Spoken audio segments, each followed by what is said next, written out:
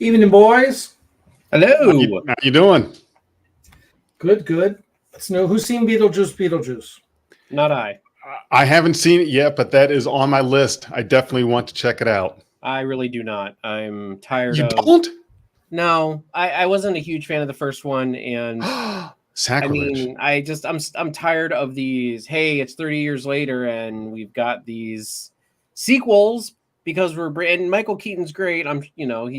He came back as Batman and made it work, but I'm so tired of these delayed sequels to things just to cash grab. It's like, you don't like the cycle of coming back around after 20, 30 years to revisit something, an old sequel. Okay. Yeah, I don't know if I'm trying to think of anything that actually did that well for me. Maverick, come on. You got to tell me Maverick was awesome. Maverick, the new Beverly Hills Cop movie. Oh, I have not watched Beverly Hills Cop. And that's on Netflix, is it? Netflix. Yep. We're going to get Happy Gilmore 2. Oh God, please. Like the first Happy Gilmore was great, but why again, why are we bringing back old? It should have just either you do a sequel back when it's like fresh, or you do so like with Ghostbusters. I kind of like what they did. However, I did not like them bringing back the old Ghostbusters. I actually was okay with them starting a new generation based on the original, like the based in the original like prime timeline of Ghostbusters. Not like the Girl Busters movie, right? But so I'm okay with them borrowing from the old, but like you can't just make the movie that's just like based on like bring it for a new audience, and that's what they did with Ghostbusters Afterlife. You know what I mean? Like, and then in the new one, was it Frozen Empire? They leaned more into, Bill Murray, Dan Aykroyd. And I love those guys, but they're just done. Like Bill Murray's there for a paycheck. I keep forgetting. I need to check that one out. I have not watched Frozen Empire yet. I don't know why. It was good in concept, but if they would have just leaned on the new characters and made the new characters not rely on the old characters, it would have been much better, in my opinion. So I don't mind it like being like the grandkid of the, but it's like with Beetlejuice, you're bringing back Michael Keaton, you're bringing back a lot of the original actors that are still alive that were in the movie just to cash grab. It's like Indiana Jones. What one of the not the I haven't seen the Circle of Destiny or whatever it's called, but the Crystal Skull one. It's like, come on, man! Like that one I didn't care for too much. Exactly, it's cash grabby. That one was not good. Yeah, so that's mine. I know 4 minutes in, and I'm already talking about not Trek stuff, but like, you know what I mean? Like, Star Trek did it right. Star Trek, like they've moved on, they've moved up. So, I know I have a very odd viewpoint on movies and stuff like that, but it's okay. We'll see. I mean, I haven't seen it. I'm not a big Beetlejuice fan, but Crystal is. So I'm sure we'll go see it. We'll see. I think we'll go see it just because we found a really good movie theater with good food. So one of those ones that's they serve you the food to your seat. Yeah, it costs you like $20 to go see the movie, but $47 was our food bill at the last. Yeah, really. Jeez, man, I could have got. That's where they get you. Yeah, I know, I know, but that's okay. It was a nice theater. They get you on the food and the snacks. That's where they get you. It was just fine. That's fine. And listen, I'm a big believer that you're going for an experience, right? Right. Out to a movie because you want to experience something different. If I have to pay, so what was that? That was probably, the whole thing was probably $75. Okay, so $37.50 a person for an evening of entertainment. Okay, that's cool. And food and entertainment for $37.50. I'm like, works for me. That's not a cheap date. I don't like going. Like, I love going in IMAX, but I hate the reclining chairs. You guys have those reclining chairs in your area? Oh yeah. I hate. You don't like reclining chairs? You just don't like to relax and have fun, man. You are a fucking old man. Get off. I'm there. No, but you're right. I'm there for an experience. I'm there to I'm not there to sit back and relax and I want to sit in my chair. I don't mind like a little bit of rocking, but like the big electric roll. You're not the only miserable fuck right now. Look at this guy. Yes. Segue was perfect. We are announcing the release of Axanar, so stay tuned and we'll tell you when. Yeah, but after I go on for another 15 minutes about modern cinema and how we're too complacent. No. Right. The point is we're going to do what we want. That's how about that? How about we have some fun and talk? And but we'll show you some Axanar behind the scenes of post-production. I will say that. To leave Cheeto in the dust here, so we don't have to hear him whine about modern cinema anymore. No, I'm just joking.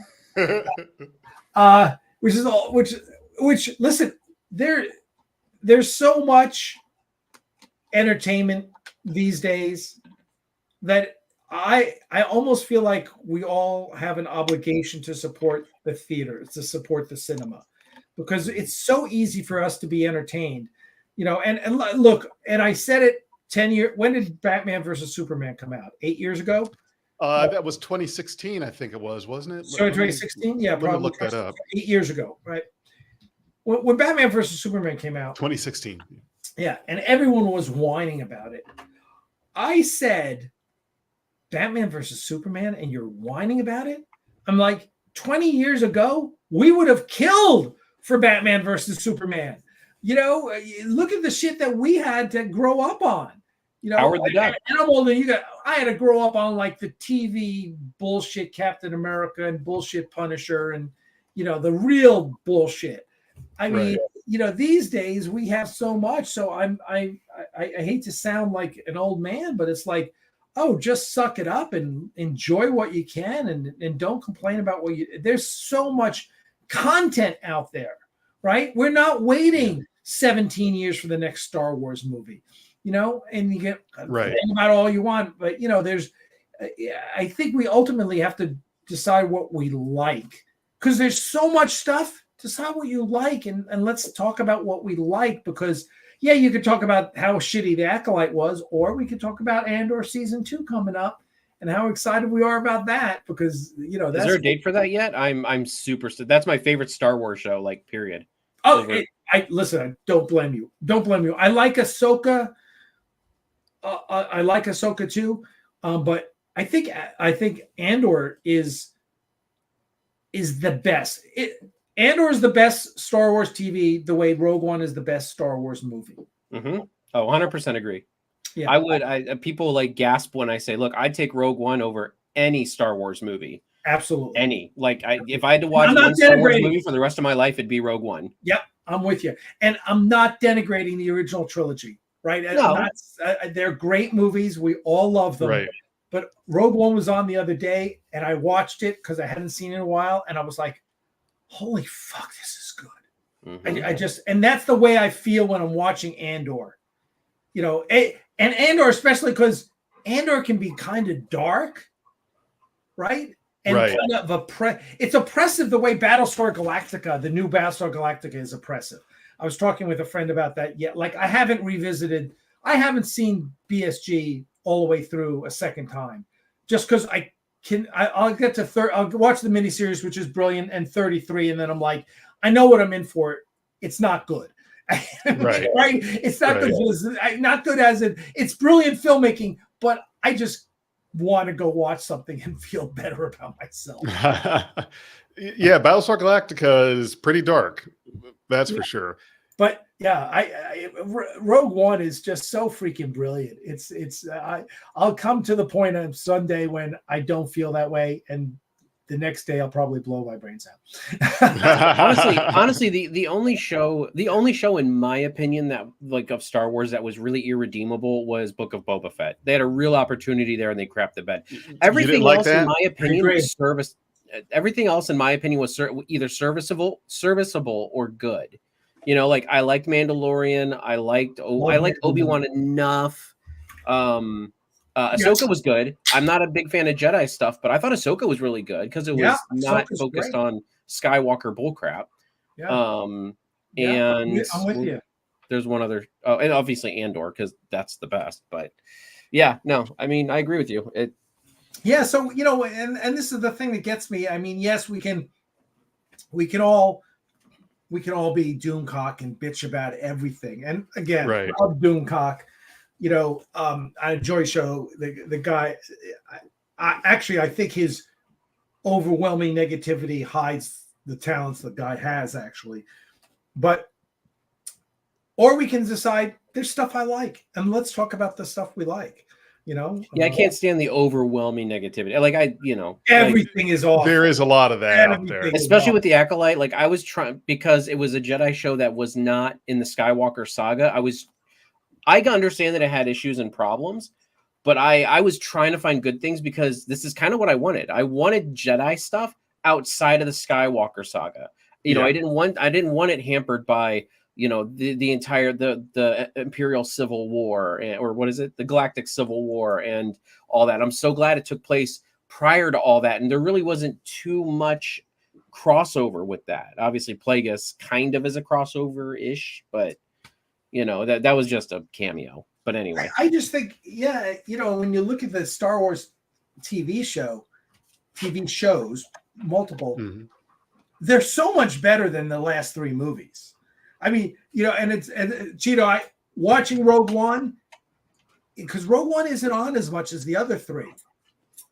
Meanwhile, I watched Rise of Skywalker the other day, and I'm like, oh, fuck, I remember why I hate this movie. Yeah. And it's funny because Rise of Skywalker is like, it's like the fucking Grand Canyon. It's like awful. That was really cool. Awful. Right. That was really cool. And it's like, because JJ has a good sense for moments. His stories suck, but there's some things in Rise of Skywalker, I mean, that I love. That whole lightsaber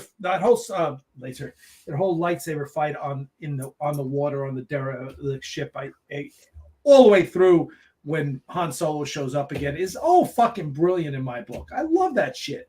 But the whole idea of all the ships rising out of what the fuck they were rising out of? The Earth? Water. Water? What the fuck is? Why aren't they just fucking in orbit where they were being built or something? Oh, and how many ships did you build? And how many people? Because it has thematical value. Yeah. There's so much bullshit, but anyway, I like to focus on the things, that's why I never talk about Last Jedi, because it's so fucking. And speaking of Star Wars, the huge news, the unfortunate passing of James Earl Jones. Yeah. Wow, that was 93, man. Yeah. I mean, he had a good life, but I mean, it's tragic. I mean, yeah. But remember last year he signed away the rights to his voice to Lucasfilm. So there could be Darth Vader in the future, and God bless him for doing that. Which is that was the good thing to do. I somewhat disagree, only because I feel like it might take a job away from somebody who could be the net. Like it's like with Batman. Like you've got now Kevin Conroy was always Batman, and then you started having people who finally had, finally some more people started taking on the mantle of Batman in voice and animation. Mm-hmm. And if let's just say that Kevin Conroy, now they just use AI with all Kevin Conroy. I get what you're saying. It's nice, but at the same time, I feel like it takes away from a job. And I know it's only going to be 1 or 2 jobs or whatever. Well, listen, it's a rights issue. Yeah, James Jones signed away his rights. Signed away meaning he signed a contract. So I'm sure his heirs are making good bank off of that deal. That's the way it should be. He has the rights to his voice. Mm-hmm. Right? And so that I feel strongly about that. I'm going to jump through here. Boyd mentions listen, I liked Rey. I actually liked Rey as a character. She was actually, I didn't mind Rey. Rey I didn't mind. John Boyega's character, Finn. Yeah. I thought he was poorly written, but I didn't mind him playing the charter. If he was written better, it would have been fine. And Poe Dameron's one of my favorite Star Wars characters. I love Poe. Poe's good. Poe's a good character. And then I'm going Ripley from Aliens, greatest female action star. Mm-hmm. Yeah. Know what I saw? I just was flipping through my phone and I saw. Remember the scene in Alien? What is that? That's Aliens 4. anyway, she with the one with Ron Perlman and that's the fourth one. Yep. Fourth one. There's a scene where she's got her back to a basketball. Yes. Hoop, and she throws it over and makes it. That was real. She did that in one take. Floored, and even she was like, I can't believe I did that. I didn't touch the ground for 10 days. And Ron Perlman was like, no, it was fucking real. Like there were people going, no, she did it in one take. I'm like, holy, whoa. I mean, hours upon hours of practice, but when it came down to doing the take, that was the take. One take. First one. Hey, I mean, look, we'll bring it back to Star Wars. If Luke can shoot 2 torpedoes down a blast port that's only yay big, I mean, Ripley can switch a behind the head shot. Yeah, she sunk that. That was amazing. That's amazing. No, Ripley. Has anyone seen the new Aliens movie? I have not. I've heard it's pretty good, but I'm so over that franchise. I'm not a horror fan. I've seen it all. Oh, face huggers, chest bursters. You're gonna get, I'm just like that. Yeah, they got to introduce something new to it to make it. That's where I thought Predator Aliens was an interesting concept. Like, okay, that's interesting. And as bad as those movies were, I thought the concept was really interesting. You didn't like Alien versus Predator? I liked the first one. Okay. That first one was pretty good, I thought, with the pyramid underneath the. Right. I was like, oh, and they're seeding planet. I thought that was pretty good stuff.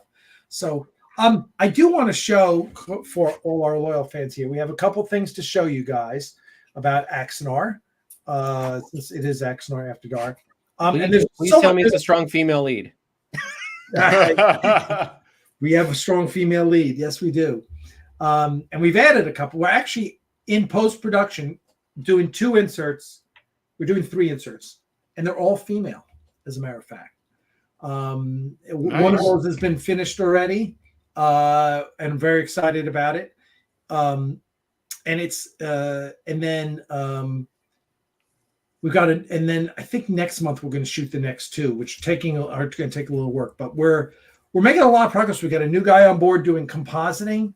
And so what I'm going to show everyone here is some background. We're going to start with some background. So I think I've showed the Klingon backgrounds, and Dana was working on the Klingon background, which is the Hall of Immortals. We have 3 Klingons that are going to be composite on this one digital set. But our new compositor is doing something a little different, and he's generating basically previs in AI. And we're going to look and find the backgrounds we like, what works, what doesn't, modify what we do, and then he's going to craft the background. So he took one of our characters, Korax, who's our shapeshifter, and I'm going to show you guys that. So here, what I'm showing you here is our guy took the character, just took a cap of one of the scenes and created a bunch of backgrounds in AI and said, okay, which direction do you want to go in? So here, and here they are.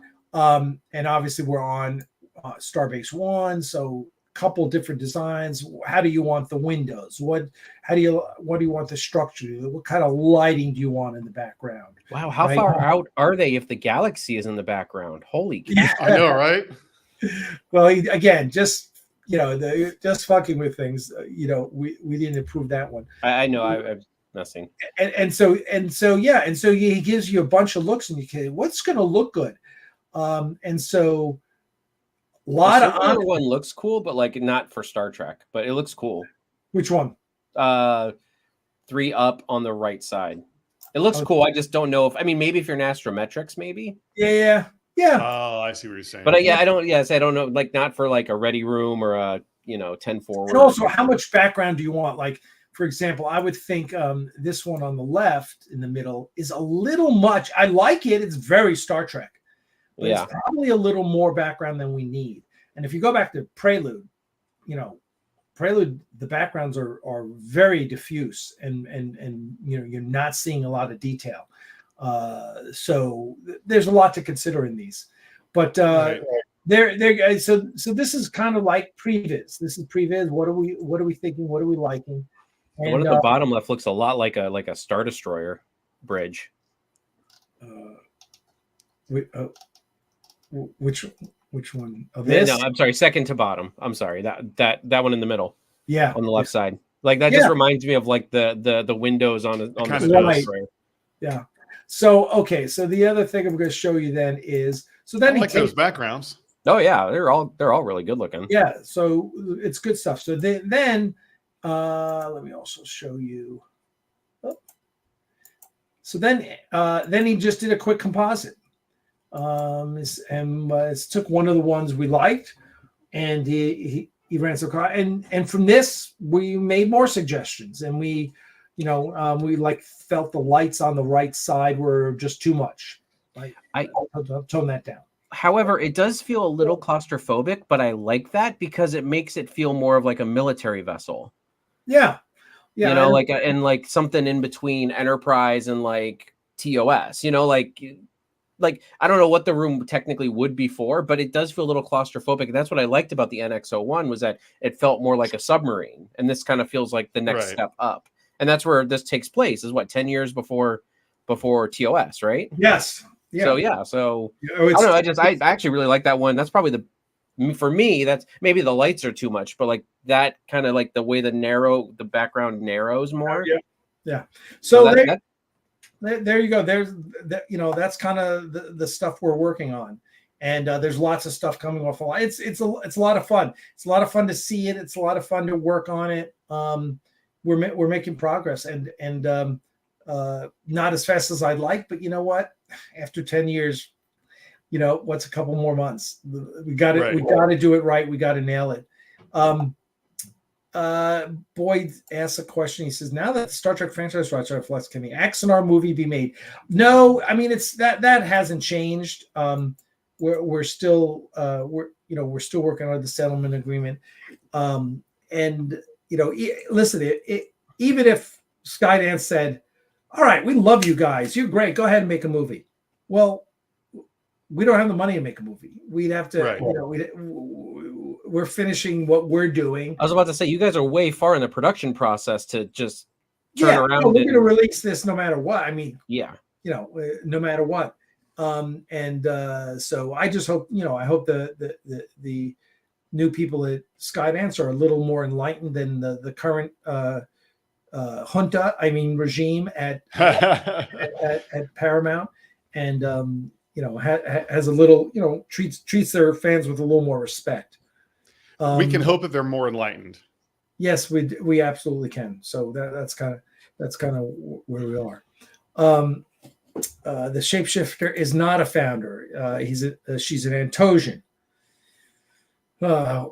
which is of course what you learn from Whom Gods Destroy. It's a big part. It's a big part of that. I think it's good that we have alternate shape-shifting races in the universe, because it always kind of struck me weird that we only had like one or two, now that kind of like spoiler alert for season 5 of Discovery, but the Breen kind of have like a shape-shifting aspect to them.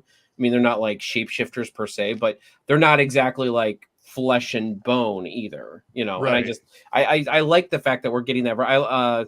The Tholians, I like the fact that they're more of like a crystalline entity, like they're not like that. That's the kind of variety we need in the universe, not, everybody looks like the same thing, just with maybe a different shade of color and ridges or, different. Which, of course, which is what you got in the original Star Trek, because it was the 60s and makeup what it was. And as I said, I know they did what they could for the time, but I'm talking about in today's day, like from like even TNG on, like they had the capabilities to, and the budget to actually, and they branched out really well. I think, I wouldn't mind seeing even more. There has been some good variety in the races, just in, all the Star Trek series. And you're right. I like seeing some more variety in not just humanoids, some more shapeshifters, some more crystalline based life forms, and there's The Hoarder, silicate base. It was what I was trying to. Even non-corporeal, Yeah, non-corporeal. Yeah. So we're getting more variety with more budget. You get more variety. And that's, I think, one thing Star Trek does way better than Star Wars. Not to rope it back there, but one of the sad things about like Obi-Wan and Andor is that you didn't see a lot of non-humanoid races. Like, you got your one here and there, but like you really had to search for like aliens in those shows. And I get it, budgetary reasons, but Trek makes it work for a long time. That is that is the skydiver from the TV show UFO. That's one of my pride and joys of models. I'm just, and over here I've got my flying sub. You can see the flying sub right there, and then outside I have my Nautilus. So I've got all sorts of submarines around this house. Here's a little treasure I got recently. Let's see if I can. Model making. I haven't put together a model in forever. Oops. Be careful with that. That looks valuable. This is I've had this for a while. This is the Kelvin communicator from the first Star Trek movie, with its little holster. I hunted this down for like 10 years. It took me forever to get it. I've got the phaser already, but I got this the case I got on eBay. It's a Master Replicas communicator case. Oh, yeah. I'll take it. It's hard to see. So yeah, there you go. It's and I got it for $99. It was just a case. Many of you, the Master Replicas are still some of the best prop replicas that have ever made, but the cases were just amazing. And so now I've got to get a phaser case for my Kelvin phaser. But anyway, I got that. So I was, I'm not really buying props anymore. It's kind of like. Yeah, but sometimes something comes along when you're like, so funny story with me is recently I've been trying to complete some of my card collections, like my old Marvel 93, 94, 95 Ultra Fleer collections. Wow. Yeah. So like I have a lot of them, but there's just these here and there spots that I just, could never find them either at the comic book store and, in their, because, they'll have the books that you can go through and like buy individual ones. And I could just never find them before. So I'm like, and keep in mind, I haven't looked in decades. So it's like, with the wonder of eBay nowadays. And, I'm like, I've been actually, and I only have to order like 5 or 6 cards to complete certain collections. And also I've recently gone through and I've completed 2 of my collections. I'm almost done completing 2 others. And these cards are not expensive. They're like $1, $2, $3. Oh, wow. But, oh yeah, they're not really expensive at all anymore. Wow, that's crazy. Yeah, I mean that's the beauty of the internet. You used to have to go hunt them down at card shows. Mm-hmm. I've done that with a couple comic books where I've missed a comic book, and if for some reason I just couldn't find it in any of the local shops. So when Comic Cons, before they were like Comic Cons, would come to the area, like I would go and search like other comic store bins that they would bring. And that's one of the things I've been meaning to do that I've just never gotten around to. Is I've got a lot of different comics, Star Trek comics, Transformers, and some other things. But one of the ones I've always wanted to try to finish out is there was the original run of the first 80 issues of Transformers. That Generation 1 first run comics. There's several I need to get there, which I just I've got a long list of stuff that I want to do and accomplish in life, and it's just a never-ending list. But taking note of the ones I need and going to the Comic Cons and flipping through, trying to complete collections. But the thing is, though, that stuff can get pretty pricey pretty fast because there are just so many comics, and it's like, how do you even attempt to complete a collection?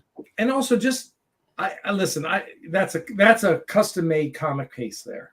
Top row, four row, shelves up there for regular comics, and the ones below hold CGCs. And it's not even full now. I mean, I've got, just because it's like, kind of over collecting comics and Yeah, because if you ever go to sell them, unless they're CGC graded comics and popular, you're not getting any money for them. So you better enjoy it. And that's what I do. I read mine. I get a lot of my comics out of a lot of the comic books. I try to just fill out my collection. I get them out of the quarter bin. They're not going to be worth anything, and all I'm going to do is read them. Right. My kids like, man, Dad, you must have I literally have. I think I'd have to go and look at my inventory, but I want to say last time I looked, I had like 6,000 or something like that. But yeah, maybe or 6,000 comics. Maybe. Hold on. Let me look. Jesus. I've been collecting since I was 7. Wow, but still, my God, that is. I might be wrong on that. I might be mixing my numbers up. Maybe my collection's profit is worth 6,000. I don't remember. Well, still, that's an impressive collection. But as I said, a lot of them are like all these shelves are all these bookshelves here are just my book collection. Right. I love my books, and I've got Warhammer books. I got all the ones down the end there, right there. Those are all Star Trek. I've like the first edition hardcover of every Star Trek novel of the original series. So I've collected for years and years. Started back in when the first one, Spock's World, first came out in like 87, I think it came out. So yeah, we all collect things, as long as it brings you pleasure. And you're not 2,665 comics. Is that it? Okay. My current value is $12,510. Nice. Ooh, very nice. Not bad. Here, look. Do you want me to? I don't like. Do you want me to bring up my inventory really quick if you want to look at it? I want to see your calculate the value. Is it synced to a database, to a service? Yeah, it's called mystashcomics.com. They basically bring up all the that you can put how much they're worth, how much like if I get out of the quarter bin, I usually put it like in fair minus to poor health, just because they're out of the quarter bin. Like it's not going to be worth anything. But then I have some really good comics that as I said, I still have it from when I was a kid that I've taken good care of. So hold on, I'm gonna share my. Man, that's pretty good. That's a good haul. So you've been collecting for you said since you were 7. So I don't know if one of you guys can bring that in. Yeah, Jeff. Yeah. Got it. So stashmycomics.com. Okay, that's cool. The only thing is that usually there's a couple weeks, that they're behind on uploading stuff, but you can also like my stash and then your pull list, and then you can go in and like tell it what comics you want it to pull, like of the ones that you've added. So, and like it's a comic book, and it's a retail service as well? Well, no, I mean like if I go in and I say, okay, I've been collecting Amazing Spider-Man, Fantastic Four, Immortal Thor, Sonic the Hedgehog for my son, Titans, and then World's Finest, Teen Titans, and Titans. Those are the ones that I'm currently on right now. It'll just automatically, when I go to my pull list, if I haven't updated this, it'll automatically say, hey, did you get these ones? Okay. Gotcha. So but yeah, if you go into it tells you your cost. Yep. Yeah, it shows. So I've got these are all of my different series ish. I mean, I have them in my own type of order. I don't split it up between a lot of different volumes, but if there's different names Spider-Man, Deadpool, Web of Spider, you can see I've been collecting Spider-Man forever. Jeez, look at all those different Spider-Mans. I know, right? So, yeah. And then all the X folk down here. That's some good organization right there. As I said, I found this site. I've been using it for years. I literally went through and inventoried everything. I love that, powered by geek energy. Yeah. So, but yeah. And then what you'll do is, I'll just pull up. I'm trying to think of a current one. Amazing Spider-Man is one that I'm currently collecting. Amazing the Spider-Man. So it has every different thing. It has every different type, because every now and then they'll start back at number 1. So you can have the list, and as you can see here, I'll put it so when I paid 20, some of these here are I even put in here, I paid 25 cents for it from the quarter bin. It's fine condition, so it's currently worth 90 cents. I even put fine on this one, number 101, This one here is worth $24, even in fine condition. Oh, wow. So that's what I mean. And then the greatest thing I love looking at is the gallery mode, where you can just go through and you can see all the covers. That's cool. Very nice. So yeah. And I mean, so I don't like Amazing Spider-Man that, goes back ages and ages and ages. Like I don't have a lot of those, you know what I mean? Like, so. Oh yeah. I had a couple of those I probably still have my originals. But yeah, so, yep. As I said, it was like a godsend when I found it, because I always wondered, like, how many books do I have? What are they worth? But so yeah, my kids think I'm a nerd. My daughter called me. You're a nerd. I got news for you. You are. Yeah. Well, no, the great thing is that my daughter, she's like, Dad, I know you hear this a lot, but it's just coming from me. You're a nerd. I'm like, thanks, I guess. Well, I always say I'm a geek. I'm not a nerd. I'm a geek. I'm a geek about many things. I'm a geek about. Right. And I don't think there's anything to be ashamed of about being geeky about. Oh yeah, no. Times have changed. You're allowed to be geeky now. That's a good collection, man. Black. But anyway, so okay, I'll get rid of this now. So anyway, very cool. Less about me. No, that's all good stuff. Scott says he quit collecting because the stores were so far away from him. That's what mail orders for, my friend. I just got, matter of fact, back there I have somewhere. I have a copy of previews.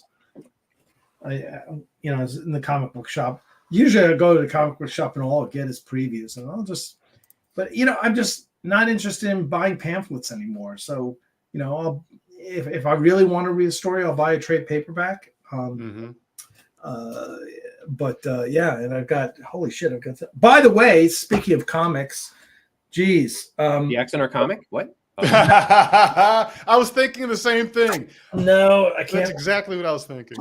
I can't, but I will. This is my favorite comic book of all time. Absolute Planetary. Planetary was a limited run of, God, what is it, 26 issues? I forget now. I forget how many issues were. John Cassidy, Warren Ellis. It is honestly the greatest comic book of all time. It is insane. It is so good. And John Cassidy passed away last week. You may be familiar with his work on Captain America or The Lone Ranger or Planetary, many other things. But young, 52 years old, and he passed away. And beloved in the comic industry. So, yeah, sorry to see that. Yep. It's amazing,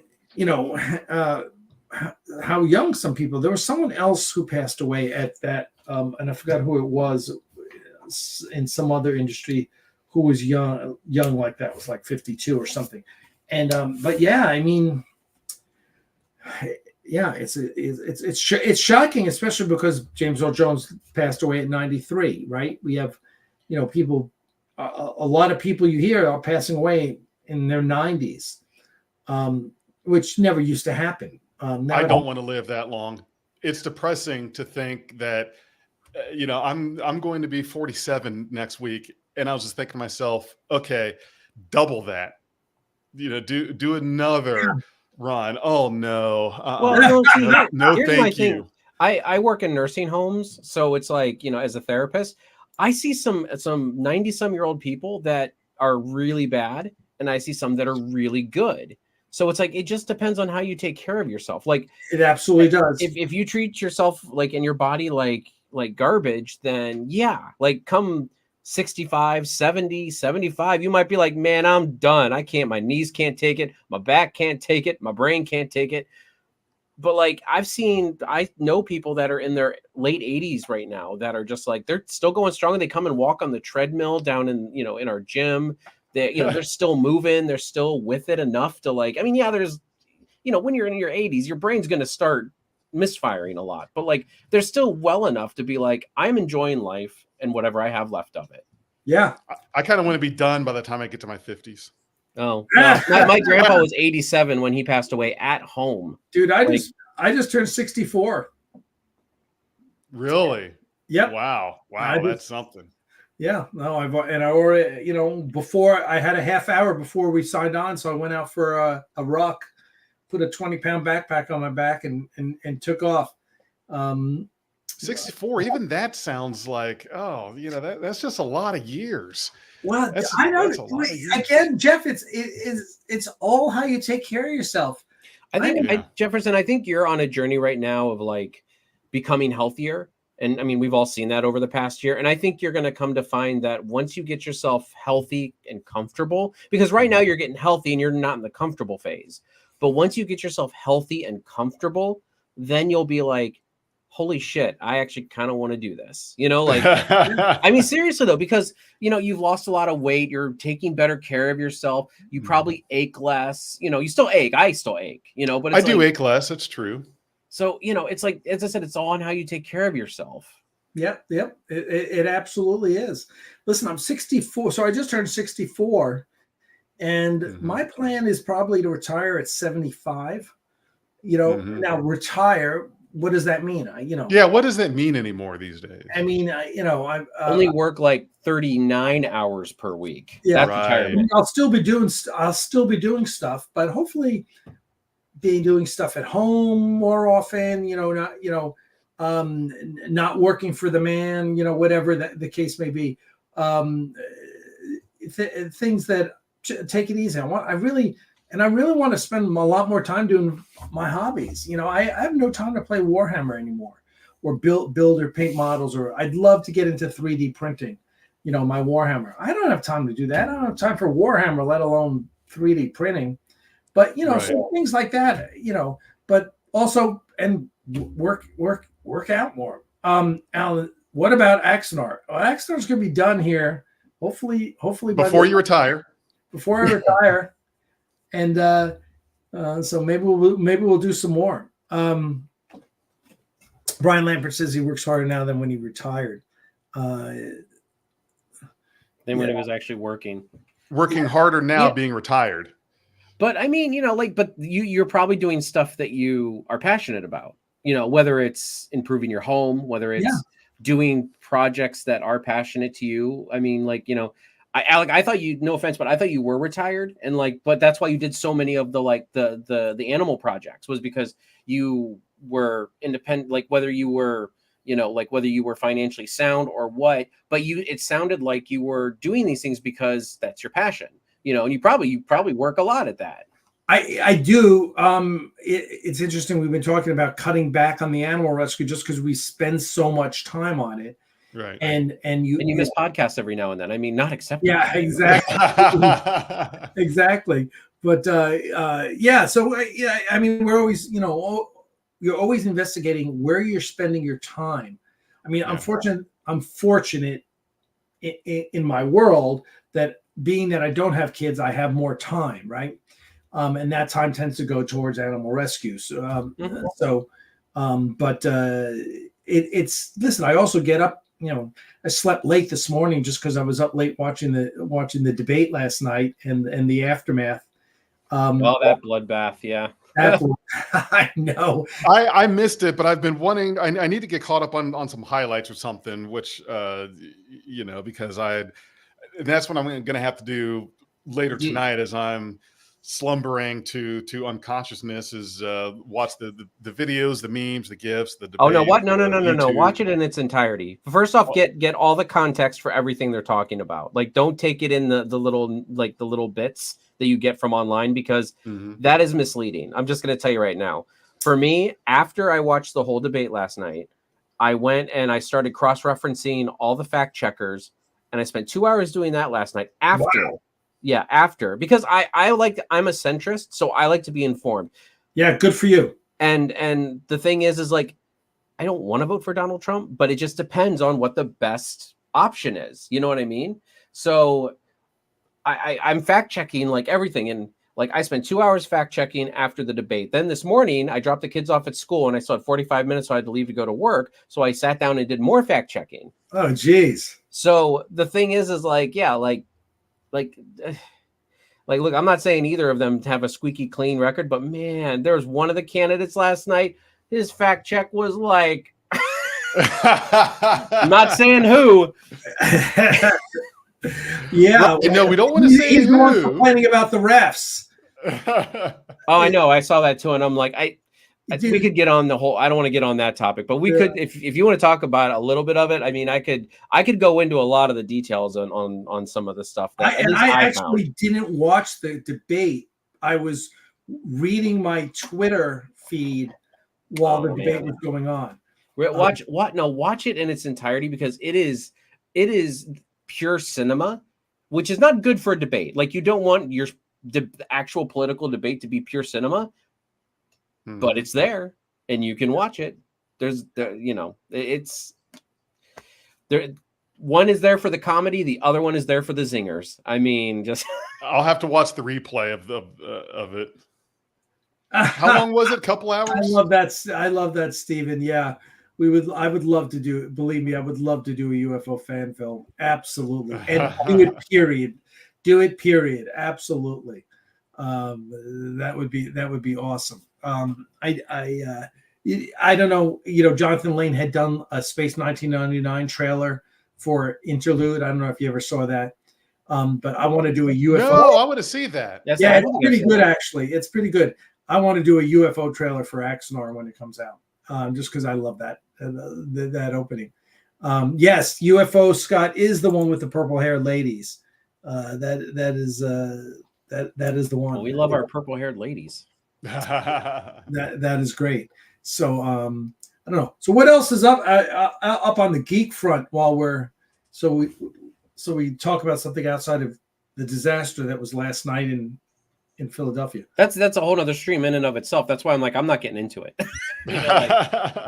Yeah, you have some new pop figures behind you, it seems. I do.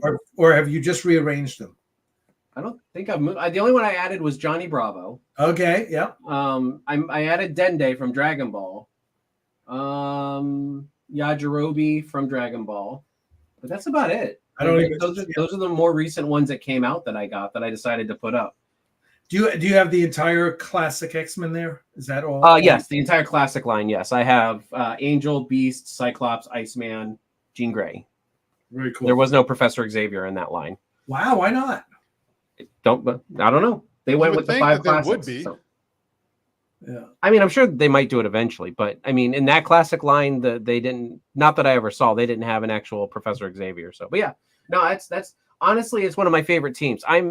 I like the X-Men, but sometimes I think it's bloated, like in the comics and in the movies, where it's like, I kind of like X-Men First Class, where it's like you have a team that's kind of very diverse and very imperfect. You know what I mean? Like, right. So it's not like cookie cutter. Like, oh, you've got the rugged one, and like none of these guys up here really scream rugged. They don't scream like Raging Cajun. They don't scream, so that's what I liked about, like it is sometimes I feel like these teams are too bloated. That's why I like the original Avengers movie, is because there were like 5 of them for most of the movie, and they weren't like always together. Infinity War was really well done because they were all never all together. You know what I mean? Like, it wasn't this big, and I like the Endgame fight scene, but like in Infinity War, like the balance they played between like the two different like scenarios, the two fronts of the battle. the two battles, and it's like it kept the teams lighter on like the main ones. I know there was like an army in one, but like you've got the main characters, like, and it never felt too bloated, in either fight. Well, and that's got to be hard to do when you have franchises like this where there are so many characters. The Marvel franchise, the DC franchise, you've got all these characters. You try to do an Avengers movie, and yes, you can start small with your core group of the 5, Iron Man, Hulk, Thor, Captain America, Black Widow, Hawkeye. Hawkeye. My thing about Hawkeye in the first one is that he wasn't there very much except for the end. You know what I mean? Like he was mostly a bad guy through most of the movie, which mind controlled mostly. Yeah. And I like that because it gave him not drive. What's the word I'm looking for? Against Loki. It gave him motive, personal motive against Loki. You know what I mean? So right.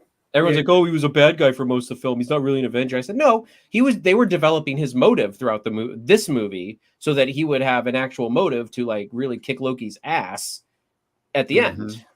I love the way they did it. Yeah, no, that was good. I will say though, going back to the original Avengers movie, the only thing that I really have a hard time with Captain America's costume. I had a problem with it when it came out. I thought it was stupid looking. I was really disappointed. Because the first Avenger costume was awesome, and then the Avengers costume was just like so weak. That helmet was awful, but they redeemed themselves in Winter Soldier, which I think is his best costume ever. I thought that one was really wonderful. I did see Winter Soldier again recently, which again, really good movie, really good movie. I like his Endgame. I like his Endgame one the most. But I know first Avenger one is, I love it because it fits the time and the period, and it is a great. Don't get me wrong, I'm not slamming. It is a great costume. I like his stealth one in Winter Soldier, but like the Endgame one just kind of seems like all of that into like they take all of those things from all of those outfits and just make it this. It's the logical progression. Yeah, it's the final boss outfit. Final form, like it is. It is.